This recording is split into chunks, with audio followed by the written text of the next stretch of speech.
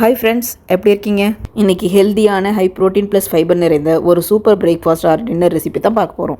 ஒரு பவுலில் ராகி, பேசன், மஞ்சத்தூள், உப்பு சேர்த்து தண்ணி ஊற்றி நல்லா தோசை மாவு பதத்துக்கு கலக்கிக்கோங்க. ராகியில் ஹை கால்சியம், ஹை ஃபைபர் இருக்கிறதால எலும்பு ஸ்ட்ராங்காக இருக்கும், ரொம்ப நேரம் பசியே வராது.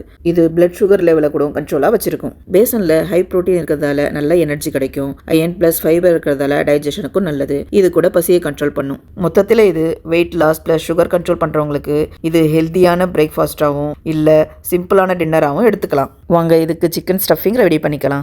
ஒரு பேனில் ஆயில் ஊற்றி ஆனியன், கிரீன் சில்லி சேர்த்து நல்லா வதக்குங்க. அதோட கொஞ்சம் ஜிஞ்சர் கார்லிக் பேஸ்ட் போட்டு கொஞ்சம் வதக்கி சிக்கனை ஆட் பண்ணி நல்லா வதக்கி விடுங்க. சிக்கன் வதங்கியதும் அதோட ஒரு கப் கேபேஜ் போட்டு வதக்குங்க. நான் கேபேஜ் எடுத்திருக்கேன், நீங்கள் எந்த வெஜிடபிள் வேணும்னாலும் எடுத்துக்கலாம். தேவையான அளவு உப்பு போட்டுக்கோங்க. இப்போ இதில் மஞ்சத்தூள், garam masala, chilli powder, chicken masala சேர்த்து நல்லா வதக்கி விடுங்க. கடைசியில் கொத்தமல்லி தழை போட்டு இறக்கிடுங்க.